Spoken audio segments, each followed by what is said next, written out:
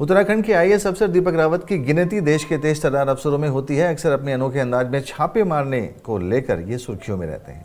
उनकी पॉपुलैरिटी ऐसी है कि फेसबुक पर उनके नाम से फैन क्लब तक बना हुआ है। सोशल मीडिया पर उनके कई वीडियो वायरल हुए हैं। अब एक और वीडियो दीपक रावत का वायरल हो रहा है। जब मैं इसका इंटरव्यू दे रहा था आईएएस में, आपको पता होगा कि 3 एग्जाम होते हैं। एक तो ऑब्जेक्टिव होता है जिसमें खाली गोला भरना होता है, तो गोले वाले में तो हम ठीक थे। और फिर एक लिखने वाला होता है, लिखने वाले में भी हम ठीक थे। और फिर एक होता है पूछने वाला, सवाल जवाब वाला, जिसको इंटरव्यू कहते हैं, पर्सनालिटी टेस्ट कहते हैं। तो जब फॉर्म भरना होता है मेंस में, तो आपको अपनी उसमें हॉबीज लिखनी होती है, आपके क्या क्या शौक हैं। तो फॉर्म भर रहा था, जल्दबाजी में था, मैंने कहा पता नहीं होगा या नहीं होगा। हॉबीज वाला कॉलम आया तो हमने उसमें लिख दिया सिटी बजाना। ऑब्वियसली अब हो गया, मेंस भी हो गया, इंटरव्यू की बारी आ गई। इंटरव्यू में जो वहां पे थे हमारे जो चेयरमैन साहब रहे होंगे, मेंबर्स रहे होंगे, सबने बड़े सवाल पूछे।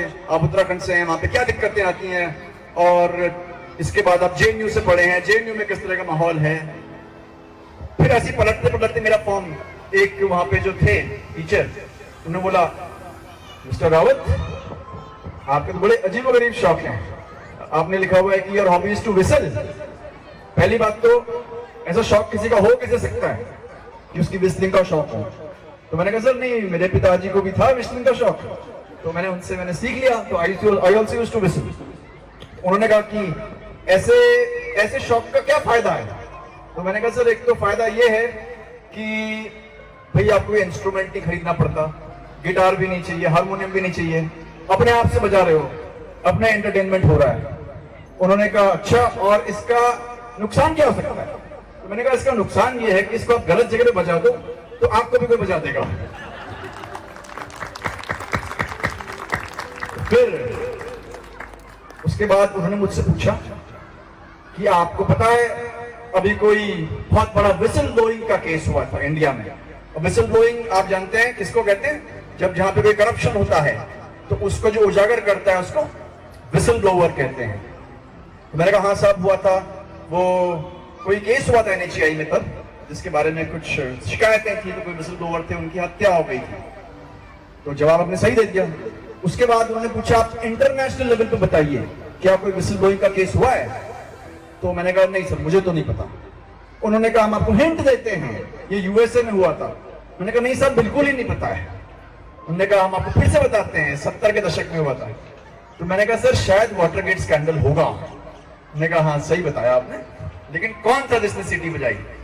तो मैंने कहा सर मुझे नहीं पता किसने सीटी बजाई उस केस में, लेकिन शायद उसका पता नहीं चला है, मीडिया में रिपोर्ट्स आई होंगी। तो इंटरव्यू खत्म हो गया। मैं जब बाहर आया, बाहर आने के बाद जेएनयू चला गया। जेएनयू के बाद 7-8 दिन के बाद मैंने अखबार पढ़ा। अखबार में देखा the famous whistleblower has been found out. तो मुझे लगा तुक्का भी हमने सही मारा था। तो कई बार ऐसा होता है, शौक वही भरने चाहिए जो असली में होते हैं। इसलिए जैसे आप हो वैसा ही करो, वैसे ही दिखो। वह आईएएस एग्जाम के इंटरव्यू में उनसे पूछे गए सवालों के बारे में बता रहे हैं। दीपक रावत 2012 बैच के आईएएस हैं। 40 साल के आईएएस दीपक रावत मूल रूप से उत्तराखंड के मसूरी के रहने वाले हैं।